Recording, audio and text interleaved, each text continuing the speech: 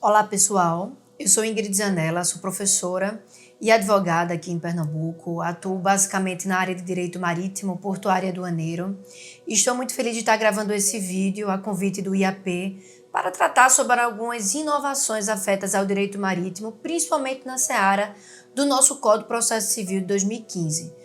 O código já não é mais tão novo, mas alguns temas afetos ao direito marítimo ainda precisam ser melhor debatidos e entendidos, visando sempre o aprimoramento da advocacia em nosso estado. O Código de Processo Civil, ele basicamente trouxe 3 pontos de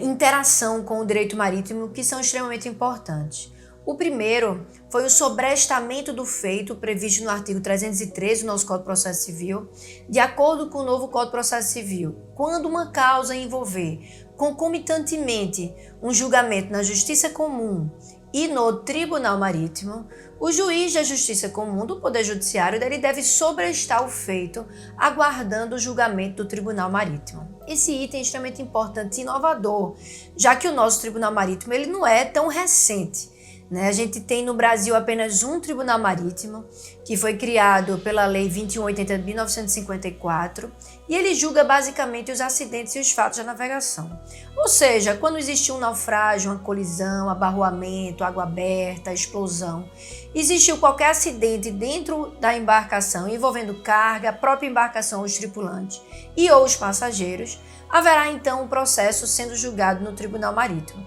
Esse processo ele vai perquirir basicamente o nexo, os responsáveis e a extensão daquele dano. Posteriormente, o interessado ele terá que ingressar no Poder Judiciário buscando a reparação de seus supostos ou possíveis prejuízos. Uma questão importante é por que e quando o Poder Judiciário ele deve sobrestar o feito, aguardando então a conclusão do processo no Tribunal Marítimo. Ora, nós temos uma corte única no Brasil, situada no Rio de Janeiro, mas com competência no Brasil inteiro, que é formada de forma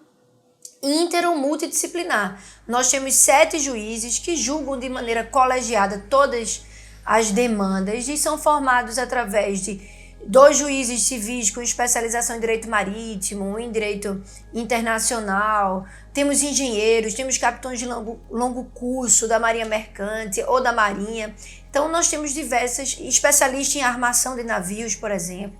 uma formação extremamente plural para que haja um julgamento sempre técnico especializado do acidente e do fato da navegação. Há de se notar ainda que a responsabilidade perquirida em sede de Tribunal Marítimo é a responsabilidade subjetiva. Então, a depender do caso, quando se está debatendo a responsabilidade objetiva dentro do Poder Judiciário, o juiz ele pode até entender que não é necessário aquele sobrestamento, mas o mandamento do nosso Código de Processo Civil é que haja sim um sobrestamento quando a causa envolver um julgado sendo concomitantemente abordado pelo nosso Tribunal Marítimo, que é uma inovação, já que o Tribunal Marítimo ele é situado no Rio de Janeiro, mas ele tem competência em todo o território nacional, inclusive nas nossas águas jurisdicionais, até as 200 milhas, o Tribunal Marítimo poderá julgar. Um ponto interessante também trazido pelo nosso Código de Processo Civil foi o procedimento de regulação de avaria grossa. E até a própria terminologia avaria grossa é um termo muito específico do direito marítimo, que não quer dizer se a avaria foi grande ou com muitos prejuízos, mas sim se foi cometido um acidente ou um fato que trouxe alguns prejuízos, sempre visando um benefício àquela embarcação, às pessoas a bordo, ou seja, um resultado menos danoso, em prioridade a todos os interessados, aos interesses de todos os envolvidos naquela singradura marítima, de forma intencional. Então, diante de 2 problemas, quando você escolhe o menos danoso, de forma intencional, razoavelmente cometida, sempre diante de um perigo real iminente, você está diante de uma avaria grossa. Essa avaria ela precisa de um procedimento especial de regulação, conforme previsto no nosso Código de Processo Civil, porque ela vai demandar de todos os interessados naquela singradura marítima. Os prejuízos eles serão rateados através de uma fórmula matemática, de acordo com o prejuízo versus benefício no início da singradura,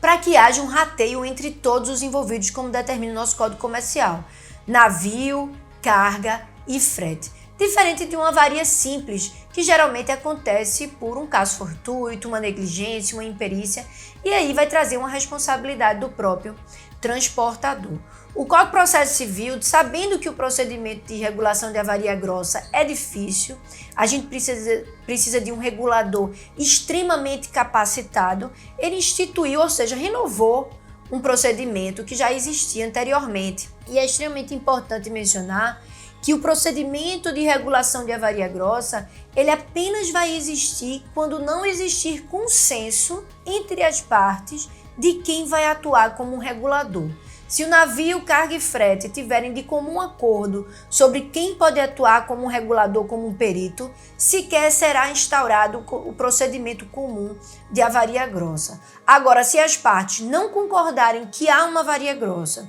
e quem pode atuar como regulador daquela avaria, aí sim deverá ser instaurado um procedimento especial de regulação de avaria grossa, para que o regulador, nomeado pelo juiz,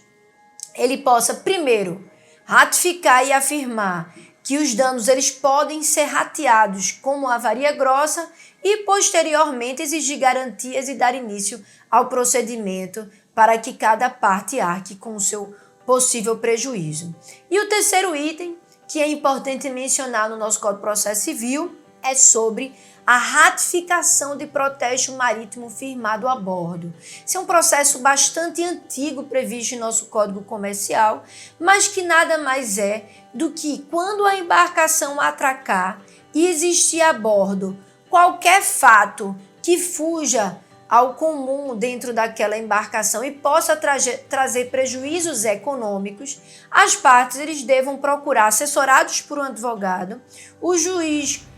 daquela comarca, justiça comum, dentro das primeiras 24 horas que a embarcação atracou. Deve-se levar 2 a 4 testemunhas, o diário de navegação, com a tradução inclusive livre, como possibilita o nosso Código de Processo Civil, para o juiz, para demonstrar que aquela é a verdade, a possível verdade sobre um acidente ou um fato da navegação. Isso é um procedimento de jurisdição voluntária, né, que vai trazer uma possível veracidade para os fatos alegados a bordo, né, sobre um acidente inclusive com um tripulante, com uma carga dentro da embarcação, e é uma das principais provas e evidências no cenário marítimo. A gente vai trazer verdade para aquilo, vai utilizar aquilo para diversos procedimentos que irão surgir, seja no Tribunal Marítimo, seja na Justiça Comum, seja no processo de regulação de sinistro, de abandono de navio, de arresto e em diversos outros procedimentos. Então, ainda é um meio de prova extremamente importante no cenário do direito marítimo e processual. A possibilidade de que o acordo do Tribunal Marítimo fosse reconhecido como título executivo judicial não passou, então o acordo do Tribunal Marítimo ele continua sendo um meio de prova indispensável de acordo com a lei de própria regência do tribunal para que haja um julgamento completo sobre aquela causa. O direito marítimo ele é um dos ramos mais antigos do direito, um dos ramos mais estudados, sempre com fontes muito costumeiras e históricas, mas a gente precisa sempre estar cada vez mais atento sobre a sua regulação em diversas normas do nosso ordenamento jurídico brasileiro, até porque não temos um código marítimo. Nós sabemos que a segunda parte do Código Comercial ainda em vigor, ainda em vigência, ainda institui as normas sobre o direito marítimo, mas temos que sugar as suas fontes de outros diversos diplomas, como o Código de Processo Civil, como o Código Civil e normas esparsas do nosso ordenamento.